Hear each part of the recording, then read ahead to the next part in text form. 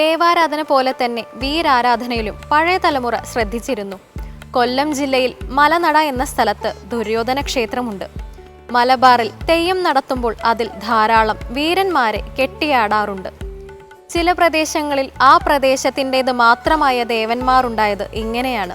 ഇവിടെ ചിറയൻകീഴ് ശാർക്കര ശ്രീ ഭദ്രകാളി ക്ഷേത്രത്തിലും നിലനിൽക്കുന്നത് നൂറ്റാണ്ടുകൾക്കപ്പുറത്തെ ആചാരാനുഷ്ഠാനങ്ങൾ തന്നെയാണ്. തിരുവനന്തപുരം ജില്ലയിൽ ചിറയൻകീഴ് റെയിൽവേ സ്റ്റേഷനടുത്തായി വിശാലമായ ഭൂമിയിൽ സ്ഥിതി ചെയ്യുന്ന ശാർക്കര ശ്രീ ഭദ്രകാളി ക്ഷേത്രം ഈ ദേശത്തിൻ്റെ കലയുടെയും സംസ്കാരത്തിൻ്റെയും പ്രതീകം കൂടിയാണ്. കലയുടെ കേദാരഭൂമിയായ ചിറയൻകീഴിലെ മണ്ണിലെ മനുഷ്യരെ ജാതിമത ചിന്തകൾക്കപ്പുറം നിത്യവും വിശുദ്ധവുമായ ആത്മസ്വരൂപങ്ങളായ മനുഷ്യരാണ് തങ്ങളെന്ന് തിരിച്ചറിയിപ്പിച്ചത്.